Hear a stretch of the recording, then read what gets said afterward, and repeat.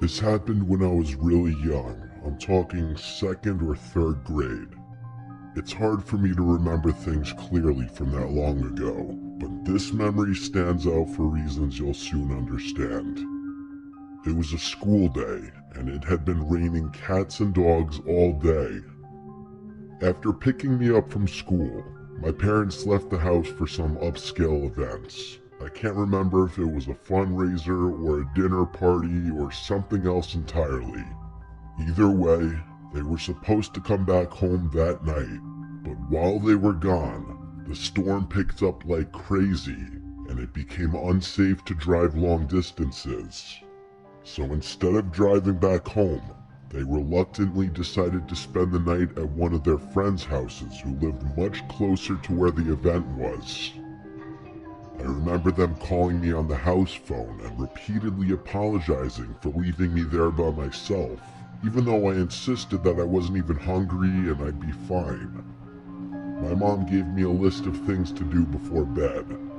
Lock all the doors and windows, keep at least one house light on, make sure all the blinds were closed, typical stuff. At the time, I didn't understand why they were making such a big deal about everything.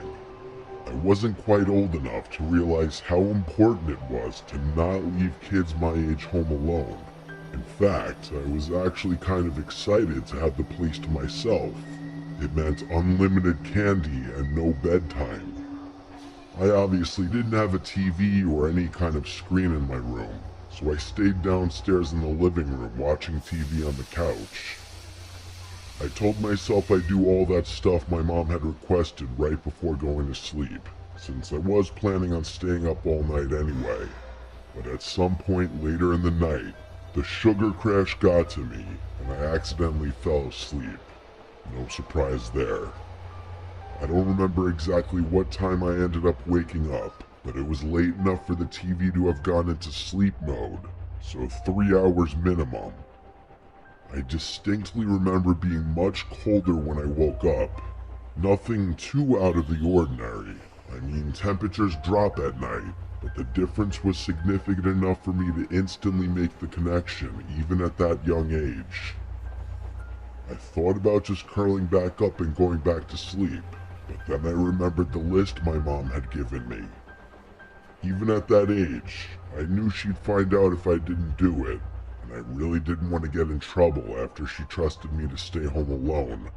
So I forced myself off the couch and went to check the windows and doors. I went around and did everything she asked. Locked the front and back doors, closed all the blinds, checked the windows, even the light. Everything was shut tight, which confused me a little because the house still felt way colder than it should have. I even put my hand against a couple of the windows to make sure they weren't cracked open or something, but they were all sealed. I figured maybe the storm knocked out the heater or something, and I didn't think much more about it. That explanation made sense to me at the time, and I was so tired that I couldn't devote more energy to thinking about the heat. So I headed upstairs to my room, ready to crawl into bed and forget about it. When I got to my room, I finally realized just how bad the storm had gotten. Our living room is tucked into the center of the house, so I hadn't really been able to appreciate the storm from down there. My childhood bedroom has a big external window though, so I could hear everything.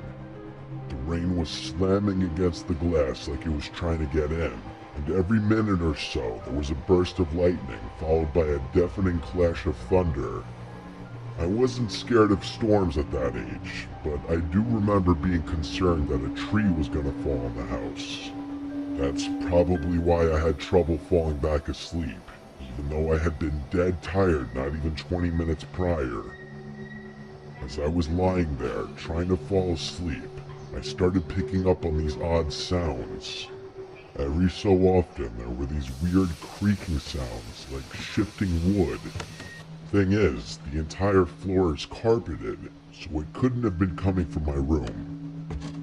At first, I thought it was a tree swaying in the wind, but the sound didn't quite fit. Even then, I knew the general sounds associated with thunderstorms. This definitely wasn't one of them. It started bothering me after a while. For whatever reason, it wasn't the storm keeping me up. It was that stupid sound.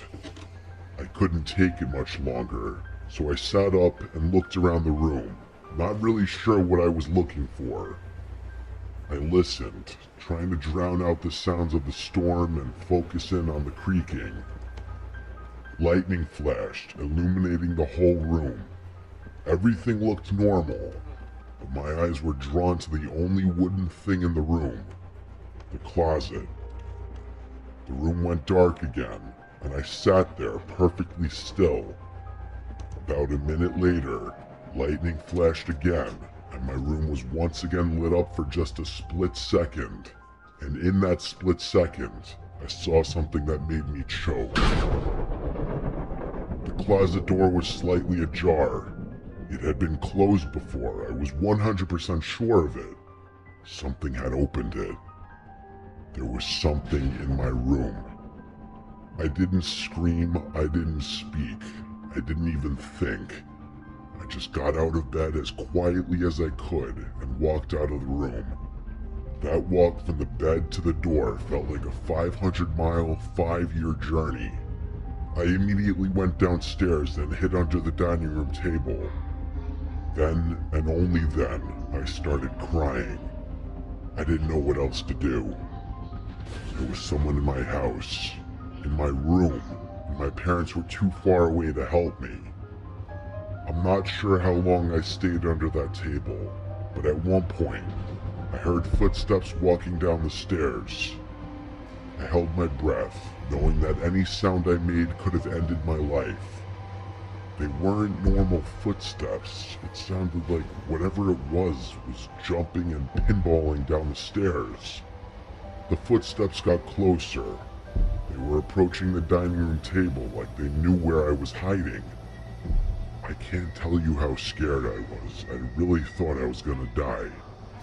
And then, from under the table, I saw them. I couldn't see their upper body, but 2 bare feet walked into view. 2 nasty, wet, and muddy legs that were tinted yellow. I couldn't tell if they were male or female legs. That's how gross and almost disfigured they looked. There were cuts all over their legs, like they had rolled around in a thorn bush. They were also stumbling, like they were struggling to even stand upright. And just as I thought it couldn't get any worse, they dropped something. It was a wrench. It clattered against the floor, and I'm telling you, it took every fiber in my being to fight back a scream. If that person bent down to pick the wrench up, they'd definitely see me.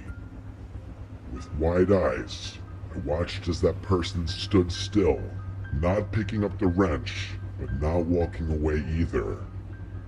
It felt like a standoff, where any wrong move could end my life.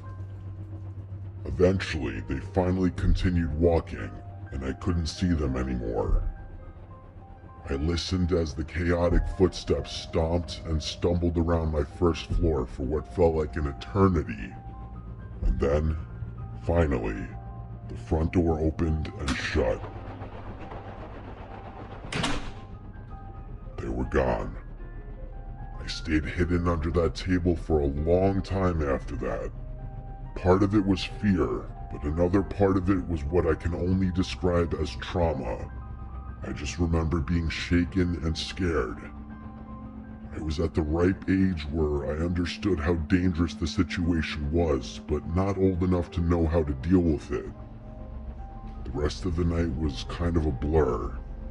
I picked the wrench up off the floor, not wanting my parents to find it the next morning. After making sure the front door was locked, I slunked back upstairs, crawled into bed, and fell asleep. Everything went back to normal after that. For whatever reason, I was terrified to tell my parents. I didn't want them to find out I hadn't locked the doors and done everything they had asked me to do, so I just kept the whole thing to myself. It wasn't until several years later that I told them the story, and it actually took some convincing for them to believe me. Looking back, not telling them the moment it happened was an awful decision since there was nothing that could have been done about it so far removed from the incident. If I'm being frank, this experience traumatized me for basically the rest of my childhood. I slept with a nightlight from then on, and I developed a fear of the dark that didn't go away for a long time. I still have trouble explaining what happened that night, but I learned my lesson. Lock your doors at night.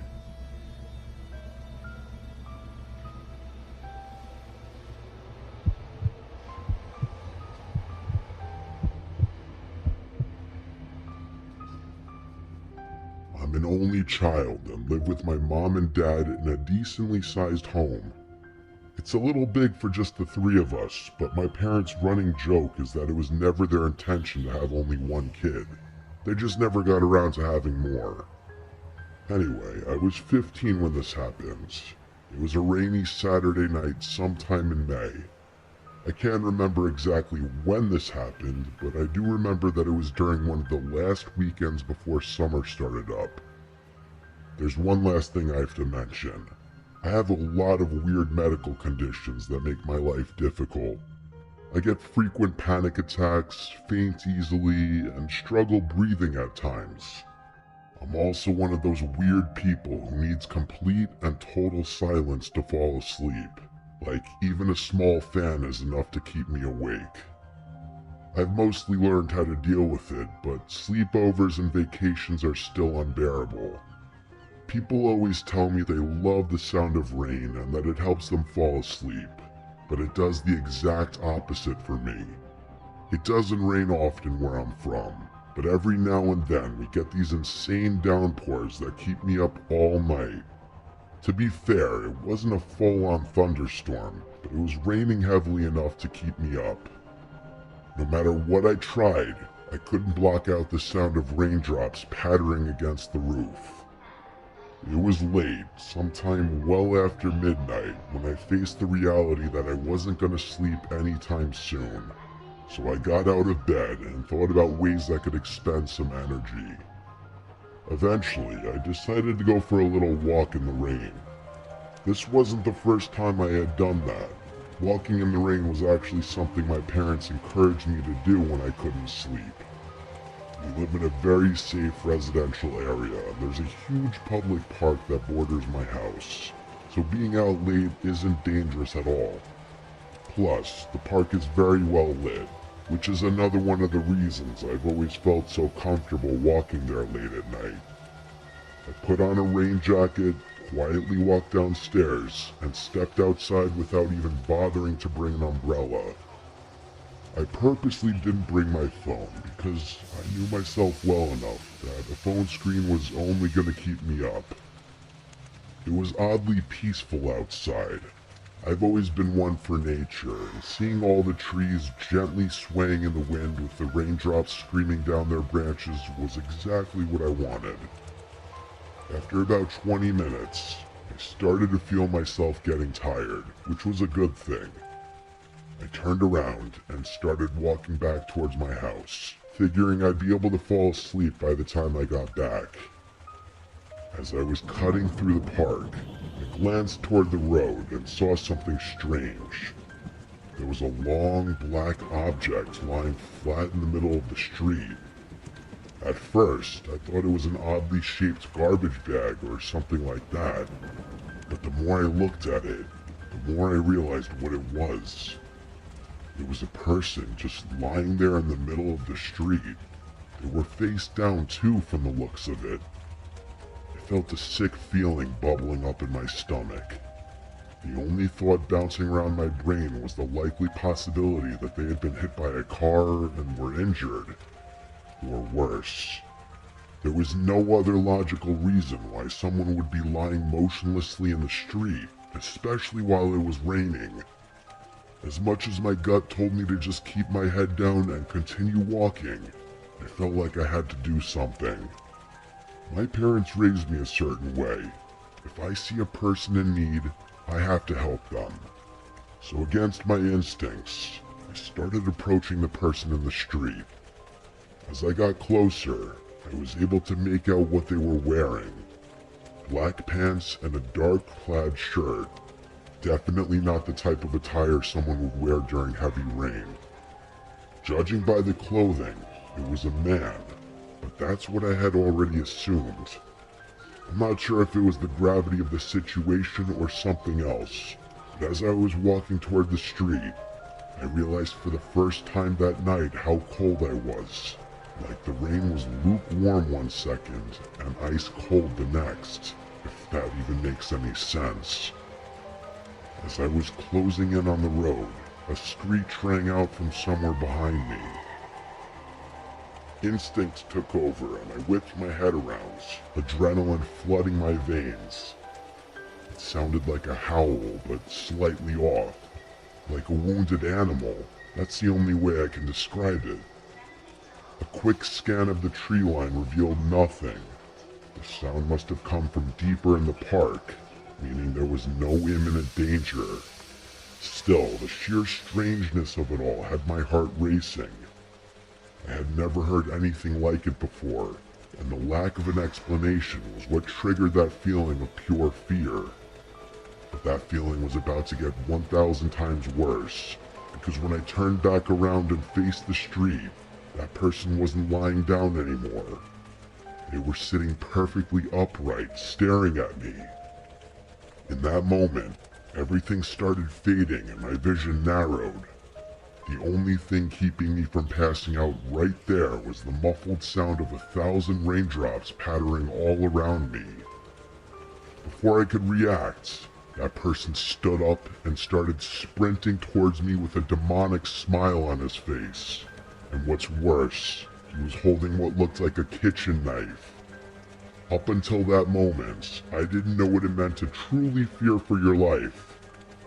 I snapped out of my haze and ran as fast as I could in the opposite direction.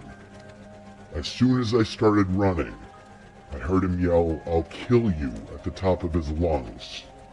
The wet grass made it impossible to run at full speed, but my one saving grace was that whoever was chasing me would have to deal with the same thing. I didn't want to lead him to my house, so I ran towards the trees, hoping I could lose him in the park. That's where the screech had just come from, I know, but I didn't have another choice. I didn't look back once. I just ran like my life depended on it. And considering how insanely cracked out that guy looked, I think my life actually did depend on it. I ran towards the densest part of the park, hoping I'd be able to hide in there before he caught up to me. I didn't even know if he was still chasing me, but I didn't care. Part of me felt like if I stopped running, the fear would catch up to me and I'd pass out immediately. I made it into the woods, and right when I was about to throw up from exhaustion, I ducked behind a tree and tried to catch my breath. I looked behind me, and there was no one, or at least no one I could see. The only thought on my mind at that point was how in the world I was going to get home safely.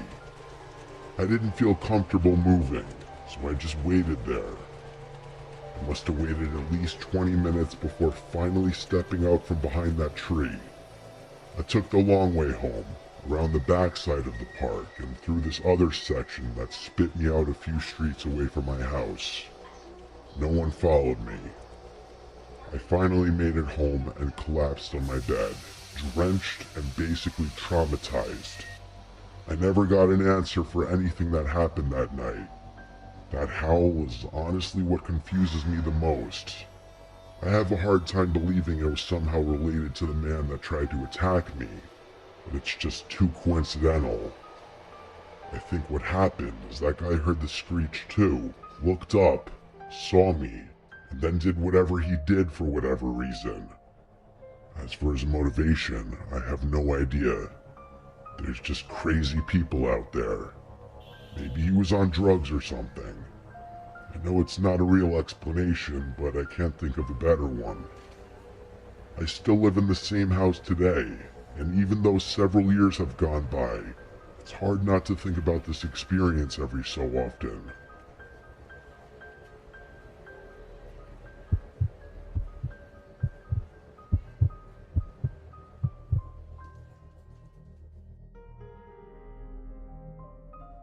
29 years old, and one of the only things that's ever really helped me clear my head is camping. Not campgrounds or national parks where there's other people around. I'm talking true middle of nowhere camping. I grew up in Northern California, and I've spent the better part of my adult life learning to find those remote little pockets where you can still feel like the only person left on Earth. This story took place a few months ago. I had just broken up with my ex. Let's just say I was going through it. I needed to be alone, so one day I just packed up my truck and headed out. I didn't have a specific plan. I just threw some gear together and decided to go back to a quiet riverside spot I'd stumbled across once before. It wasn't an official campsite or anything, just a little bend in the river you could reach if you followed this barely there dirt road past a whole lot of nothing. I got there sometime in the late afternoon, but the second I turned down the dirt path that led to the river, my stomach sank a little. There were already 2 trucks parked near the trailhead, one gray and one white. I couldn't see anyone around, but just knowing other people were out there kind of killed the vibe for me. I hadn't driven all this way out in the middle of nowhere to interact with people. I sat there for a second, debating whether I should just turn around and find another spot. But I told myself it was a big stretch of river, and chances were whoever owned those trucks were camped far enough away that I wouldn't even see them. I hiked maybe 15 minutes downriver, and I saw 2 guys fishing up ahead. They looked like the type you'd expect to see fishing. Thick beards, a little overweight, heavy boots, but it seemed like they were more focused on something else. As I got closer, one of them quickly covered something with his jacket and gave me this awkward half smile. As I passed, he called out, saying something about how they were just target shooting cans and didn't mean to freak me out. I just gave a polite nod and kept walking without saying anything. As I kept walking, I couldn't help but replay the guy's comments in my head. It wasn't even what he said that bothered me. It was how rushed and awkward it came out. Like he was trying too hard to sound casual. I got that uneasy feeling you get when something doesn't quite add up, but I pushed it down. People out there weren't exactly known for their social skills. It wasn't that weird for rural folks to be a little off when it came to talking to strangers. I told myself to let it go and focus on finding a good spot to set up camp. I found a spot a little further down the bend where the trees were thicker and the trail dipped out of sight. It wasn't perfect, but it was tucked away enough that I felt like I had my own space. I set up camp, pulled out a book, and tried to settle in. It started raining lightly not long after, so I threw on my rain jacket and kept at it, letting the sound of the river and the soft drizzle drown everything else out. Later, I wandered down to the rocks by the river's edge to reflect a little bit. That's when I noticed someone across the water. It was one of the guys from earlier, the one who had called out to me, only this time he was alone. He spotted me and waved. I hesitated, then waved back, figuring it was better to be friendly. He yelled across, asking for my name. I don't know why, but I shouted back my real name, Anisha, without really thinking about it. He stood there for a second after I answered, then pulled something out of his jacket. At first, I thought it was a phone, but then I realized it looked more like a disposable camera. Before I could even process it, he held it up and took a picture of me from across the river. And then, without another word, he just turned and started walking back up the riverbank like nothing had happened. I was beyond creeped out. The weird speech patterns and mannerisms were one thing, but taking a picture of me, that was next level strange. I headed back to my campsite and just figured I'd stay put for the rest of the night. After the sun went down, I crawled into my tent and tried to get some sleep, but my mind wouldn't shut off. I kept replaying the breakup in my head, picking apart every word, every mistake, every what if. I don't know how long I lied there like that, just listening to the river and the light patter of rain against the tent. At some point though, I started hearing something else. Faint, uneven sounds like someone stepping carefully over wet ground. At first, I tried to convince myself it was just the rain or some animal, but the longer I listened, the clearer it became. Footsteps circling the campsite, and the second I made that connection, my stomach dropped straight through the ground. I didn't even have to wonder who it might be. I'm no fool. I never go into the woods alone without protection, and this was no exception. I didn't hesitate. I grabbed my handgun from where I kept it tucked by my sleeping bag. Then I unzipped the tent and stepped out into the rain. My heart was pounding so hard I could hear it in my ears, but I needed to stay calm. I clicked my flashlight on and swept it across the trees, and there he was. That creep from earlier, standing a few yards away, half hiding behind a tree. He wasn't smiling or scowling, he just had this blank expression on his face like he wasn't all there mentally. The scariest part wasn't his demeanor though, but the fact that he was holding a small axe in his left hand.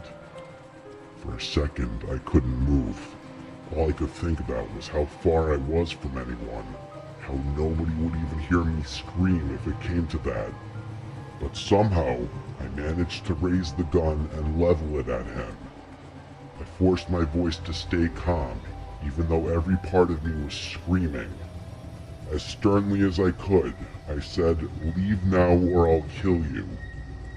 His facial expression didn't change at all. It was like my words meant nothing to him. After a few seconds of silence, he mumbled something about how his friend Ivan had discouraged him from coming to find me, and that he had to take care of Ivan. I didn't wait for him to say anything else. I fired a shot straight into the trees above his head. He stumbled a bit, clearly not expecting me to do that. I leveled the gun at him again, a little more confident now. I told him it was his last chance and to drop the axe. He did, and a huge wave of relief washed over me. But I wasn't out of the woods yet. I told him to take his shoes off so that he'd have trouble following me, and then made sure he didn't have any other weapons on his person. Once I was sure he wasn't armed, I told him to go to my tent and grab my gear. I watched him like a hawk as he fumbled with my stuff, forcing him to toss it all out into the open where I could see it. I packed the essentials as fast as I could, never letting him out of my sight. I jammed the axe into my backpack and made sure I wasn't forgetting anything. I'd have to leave the tent behind, but that was a small price to pay for staying alive. I then grabbed his shoes and threw them as far as I could into the darkness, and I told him to walk in the opposite direction. I kept the light on him the whole time, and the moment he walked far enough out of sight, I turned and started hiking back up the river as fast as I could. That was the scariest part of the whole encounter. Stumbling through the pitch-black forest in the rain with a potential murderer behind me. I wasn't sure if he was following me, but I didn't care. I just kept going, trying to use the flashlight as minimally as possible. Both pickup trucks were still in the pullout when I finally made it back to my car. I didn't stop though. I threw everything in and sped out of there. When I got cell service back, I called the police and reported the whole incident, describing my location as best as I could. A few months have passed since then, and I'm not sure if anything ever came of it, but I'm not going out of my way to find out. What still scares me most about the whole thing is that comment he made about his friend Ivan, that he quote-unquote took care of him. I really don't want to think about what that means, but there's only so many explanations. I'm just glad I was armed. I could have easily lost my life that night if I hadn't been.